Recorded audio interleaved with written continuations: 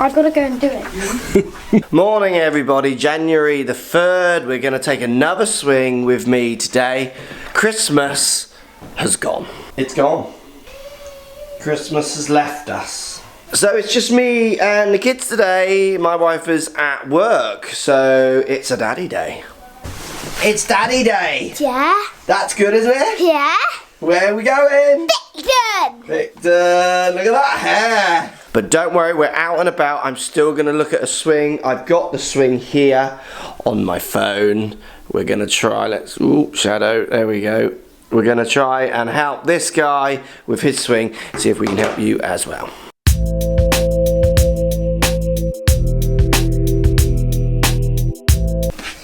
Oh, look at that. Lovely, lovely quiff, Brock. Oh, hairband. Today's swing, we're going to look at posture ideas. This big gap here between hands and legs is worrying me a little bit. I think I'm going to like to see you a little bit taller as well, because we're going to then look at the path you want to swing the club on. Looks aggressively to the right with the handle getting very high through impact. Also, what we'd like to see, if I just take them away, top of the backswing, a little bit of freeing up. See how low the arms get. We're going to think about trying to change the direction you understand the club should be swung on, which will be built around the way you control the club face. Right, here we go. Let's go out, everybody.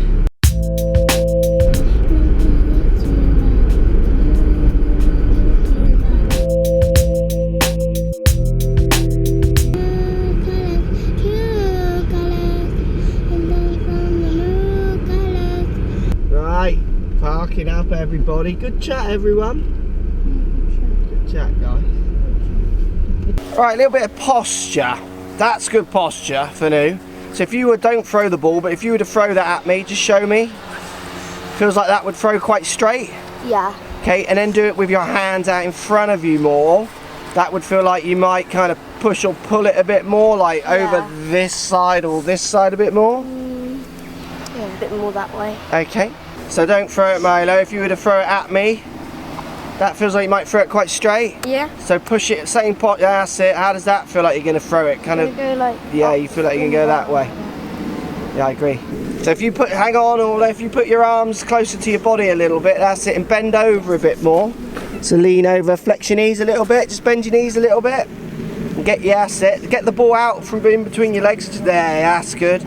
So if you were to pretend to throw that at me, that feels quite straight maybe, yeah. And now do the same stance but push your arms up. How does that feel? Awkward? Oh, yeah. Awkward, yes. So definitely with the posture, just getting your arms about a fist and a thumb's width away from your left leg. So top of the club, top of your left leg is definitely going to help you make the next part of the move I want to see you make. Bit nippy this morning, Orla. Yeah.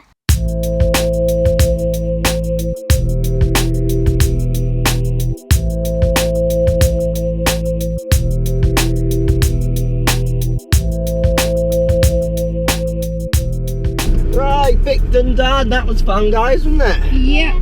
So we all kind of agree that posture, so the way you were stood and how far you had that ball out and in front of you, kind of affected the direction you felt like you might throw it.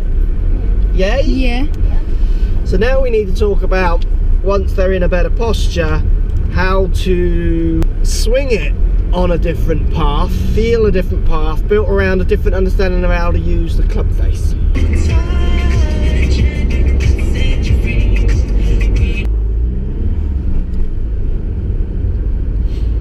Let's answer your questions. Question from Brad, from Oz. Evening from Oz, Brad. How many shots do you hit from each club when you're doing a gap testing? Good question, Brad. I hit as many as it takes.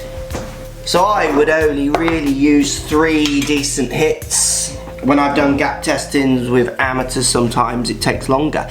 They can take just to get an equivalent hit of what they would be looking for. You can use the miss hits as well, but you're going to get such a variation, but you can get a generalized pattern. 3 good to average hits will give me a kind of medium distance of carry that I'll use. Also, I might try and do, so I'm feeling really fancy, I might try and do some like 3/4 and how far does the punch go, those kind of things. Really good with the wedge play as well. How far does it go when you feel like you move your arms X far back and those kind of things. So we have a Facebook question. Hi Mark, happy New Year. Just a quick question regarding what you think the key part of any swing is. When you're coaching, if you see somebody manipulate this in a different way, how the most common way to compensate to make that ball go in the direction they want. Let's just listen to that again. Mark, happy New Year. Just a quick question regarding what you think the key part of any swing is. So the key part of any swing, for me, believe it or not, it's loft. So what happens is people swing the club around their body and they put turns and twists in, which people often refer to as open and closed, which is a term I don't really like because it doesn't explain it well enough. What you actually see them do is manipulating the loft of the club as they swing it around their body, which seriously influences the way they deliver the club. Weight's going forwards, weight going back, weight going back towards their heels or towards their toes, subject to what loft they want to deliver, subject to how they've twisted it. So one of the biggest key things I see is people putting twists in that club as they take it back and not understanding then what it does to their delivery, so they don't often try and take the right twists out. Someone like DJ is a great example with his massively bowed, twisted left wrist. That's going to encourage some very aggressive dynamics down at impact. Very much the opposite is what I would see with amateurs day in, day out. And then the way they manipulate these twists, it's very specific to the player actually. There's lots of unique ways, which is the beauty of coaching, trying to dial into that student's idea of why they think they would ever twist the club that way. That's one of the biggest things I really enjoy working with students, because it just opens their minds, like transforms their game when you get them twisting the club in different ways, which promotes different deliveries. That and then in turn promotes different club paths, different shifts, different pushes. Often if you get the right twists in there in a much more positive way. Great question.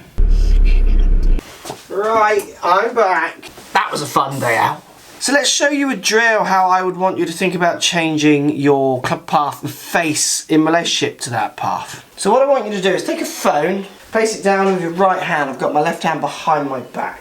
I'm pointing the phone straight at this front door, so the face is pointing at the front, at this door in front of me. Then what I'm going to do, I'm going to turn the phone, rotate it. As I turn back in my back, so I'm going to rotate it so it's now facing this wall, so the face is now facing this wall. I'm also going to slightly turn the phone down to the ground. Then from here what I'm going to try and do is point the phone at that door, or the face of it again at that wall, while being slightly turned up to the sky. So here, so if I come back a little bit, there. What you're doing is taking the club back around you while pointing the phone almost back towards the camera lens here.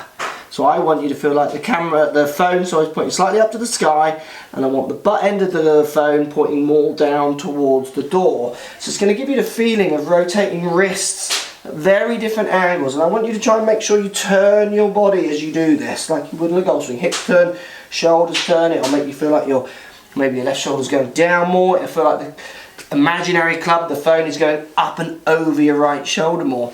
I like to do it in a space like this as well, because it gives me some barriers to feel I can move along, rather than, like I say, for you, you're just coming in and whacking that wall while pointing that phone almost backwards at you. This is encouraging this very high handle to deal with what you're doing to the twists in the face, and it's definitely encouraging you to have this quite big action, hands out, moving to the right. Second drill with a club in your hand. I've just got a sand wedge here. I'm going to place my right hand, left hand grip is as normal, right hand just sits to the other side like so, so I'm putting the hand flat out and against the shaft of the club. Now from here I'm just going to try and turn my right hand so it's pointing slightly up to the sky, so up into that kind of left hand for me. So for you on the review vine here, right hand upper corner, you're going back here, so hand pointing back towards the back wall. I want the feeling of this left and right hand flipping over almost on the way back, so the right hand's pushing it back, left hand in its normal position. Just get the feel of making a few movements that way. Put your hand on top, see if you can recreate it.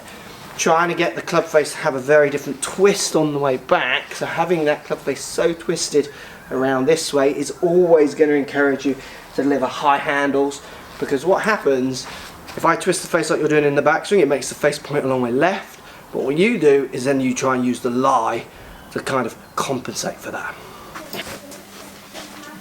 Lovely. We have a new wok. So tonight is stir fry night.